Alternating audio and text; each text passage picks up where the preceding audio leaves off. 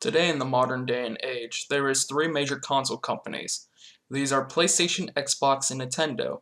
Now the string of consoles produced within the last 35 plus years have greatly changed the everyday person and gave them something to do in their free time.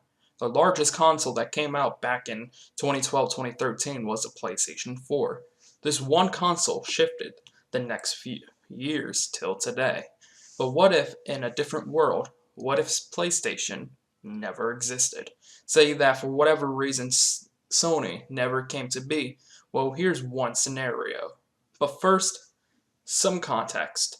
Back in the late 80s and early 90s, two companies met to discuss a major move to slingshot them to the DVD world. These two companies? Sony and Nintendo.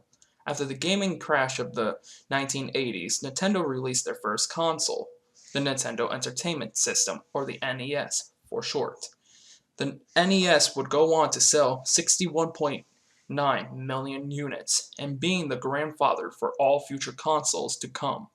But while working on the next biggest console, the Super Nintendo Entertainment System, or the SNES, Sony engineer Ken Kutaorigi,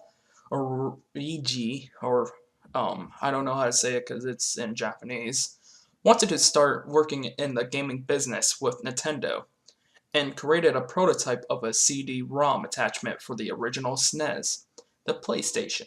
Long story short, Nintendo decided to throw a curveball at the 1991 Consumer Electronics Show and have the Philips company work with them with the SNES, which led Sony to release the first PlayStation. If Sony and Nintendo kept their partnership, not a lot would change, as the SNES and N64 would still be made, but the N64 and GameCube would be more powerful than in our timeline. With a CD-ROM and much later a DVD-ROM, it is more likely Nintendo would have more powerful consoles in this different world.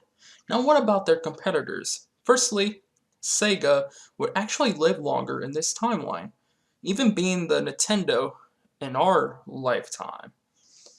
Xbox is the gray part out of all of this, as Xbox could be the same as it is today, or be Sony in this timeline and still make it to the current state of Xbox. One thing is for sure, Xbox's multiplayer aspect of the original Xbox and Xbox 360 will more than certainly keep Xbox from dying or being absorbed by Sega and Nintendo.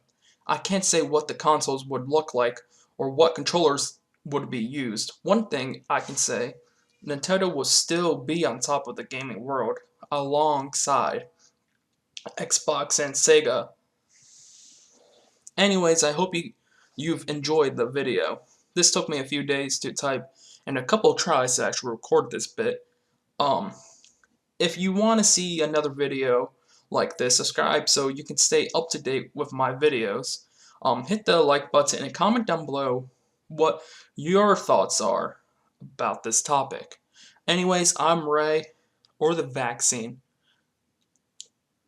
Peace.